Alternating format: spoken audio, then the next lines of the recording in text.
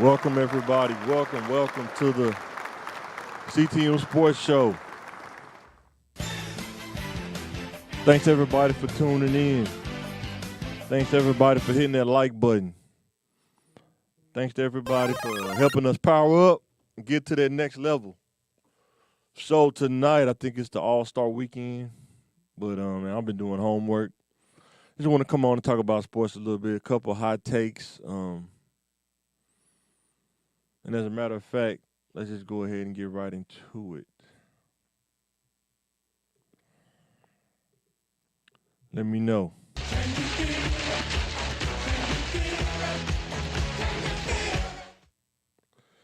The hot topic is Shannon Sharpe fires his stylist Hollywood.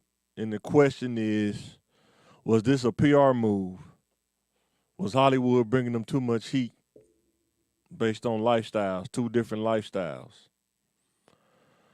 Does this kind of give you the adage that two people with two different lifestyles can't hang out with each other because it'll cause trouble for either or?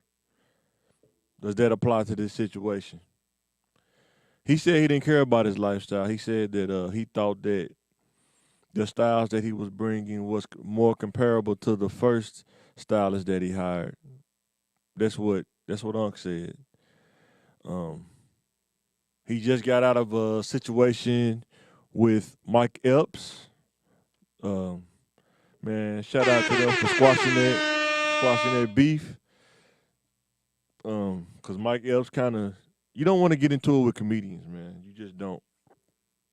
Cause a comedian won't stop roasting you, and they're gonna always come with something, and it may sting a little bit more than if a regular person come at you in the comments.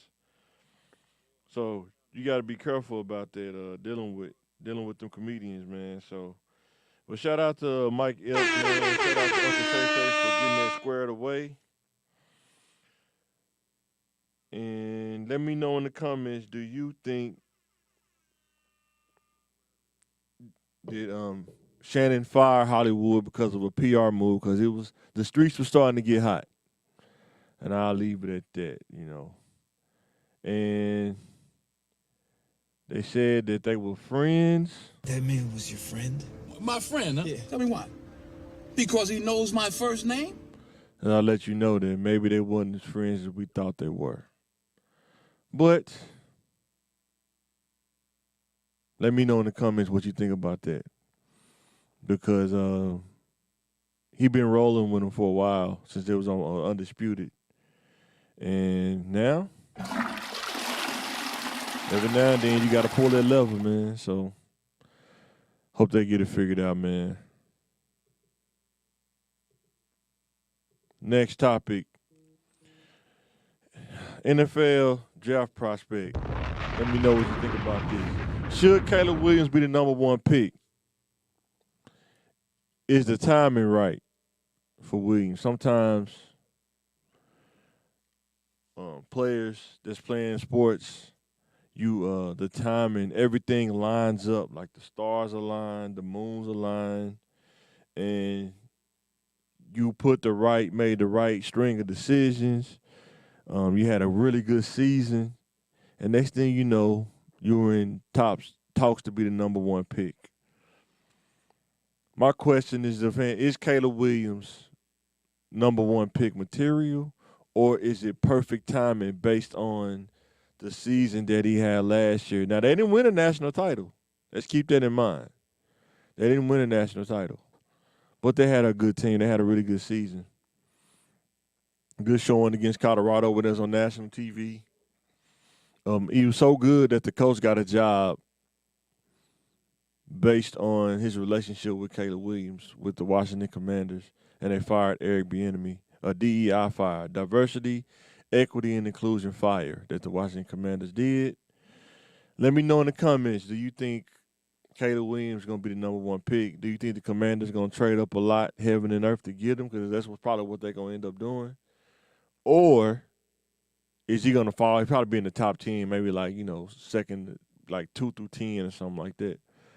But, man, shout out to Caleb Williams, man. Taking advantage of the circumstance and situation. Don't blame him not one bit.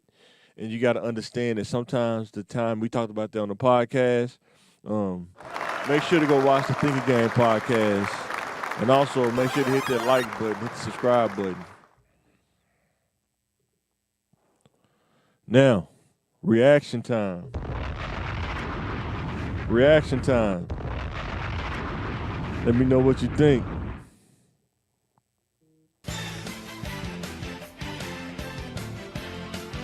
Is Jordan losing the ground in the GOAT conversation? Or GOAT discussion?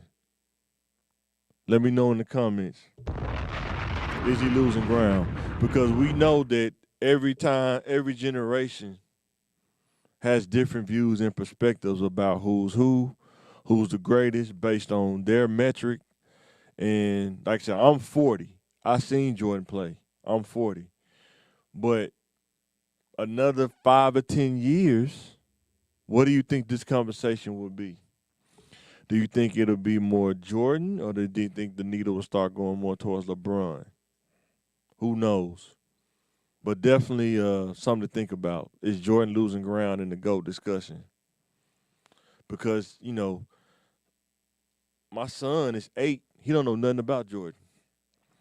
But one day he's probably going to be in his 30s and 40s. So who knows who he'll be watching and seeing, and who knows who he'll have. He may have Anthony Edwards in his GOAT conversation. You never know.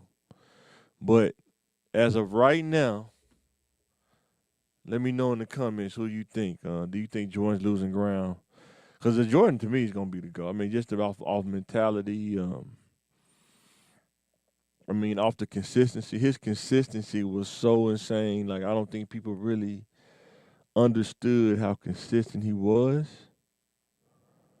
But he definitely was consistent. I mean, in order to three-peat 2 times, which is really hard to do, and average the most points, because he was just a pure scorer, and he wasn't even shooting threes, and he was averaging almost 30 points a game, shooting 2-pointers.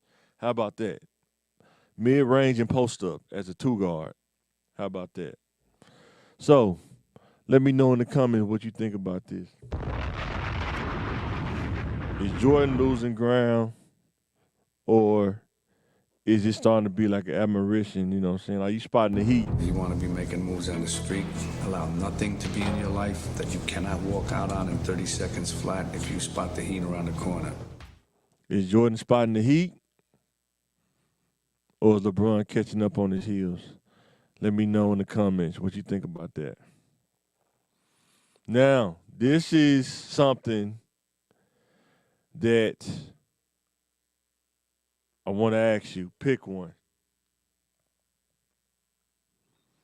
Pick one. Antwan Walker or Rasheed Wallace? Who you rolling with? Antwan Walker or Rasheed Wallace?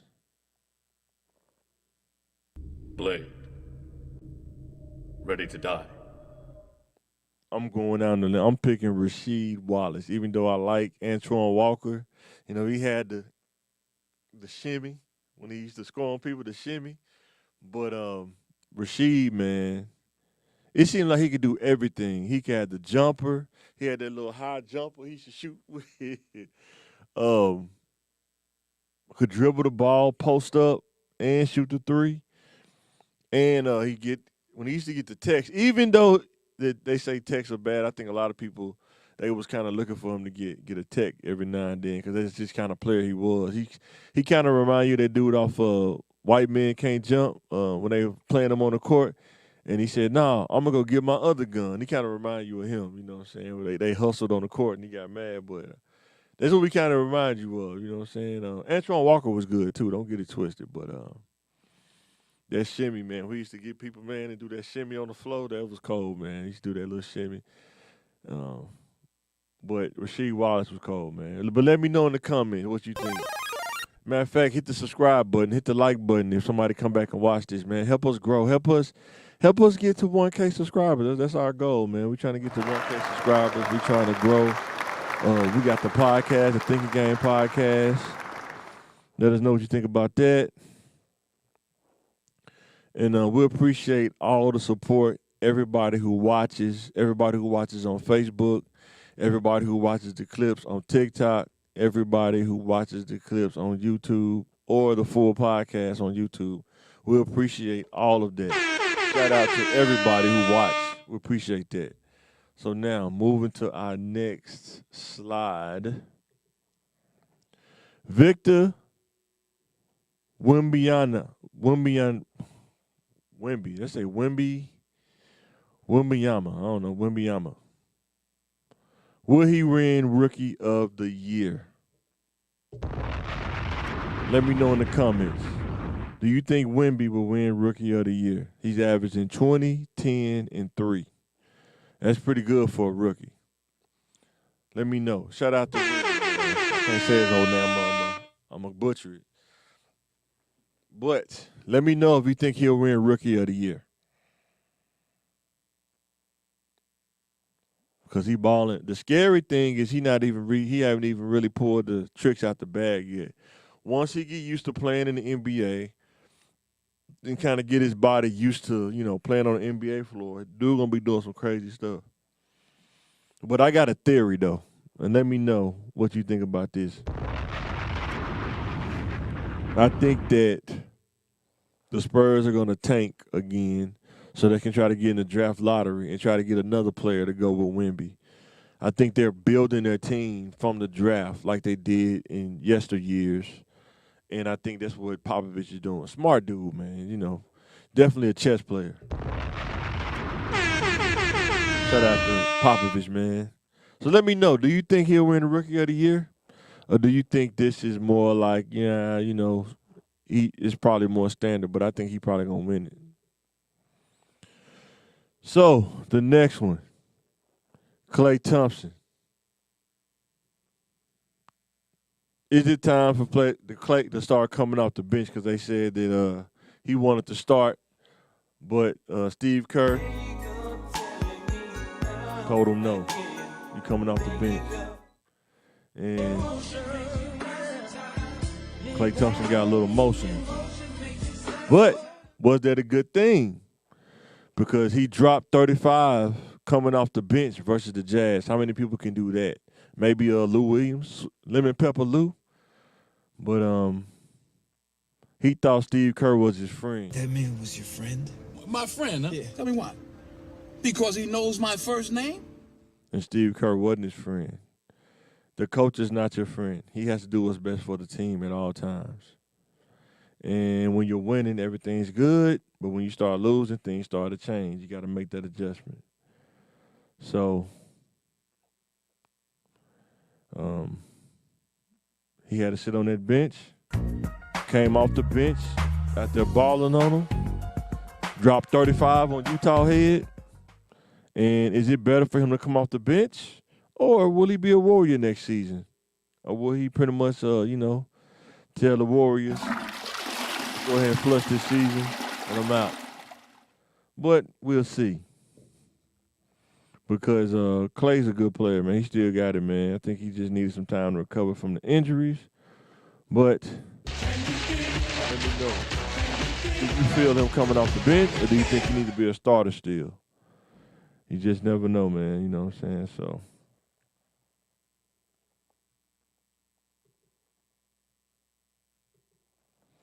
So with that being said, that's the last slide I think I got. Hey, let me know in the comments, man, what you think about the sports, what you think about the podcast. Make sure to like, share, subscribe, help us grow, and let's grow together. Let's make content that everybody can look at.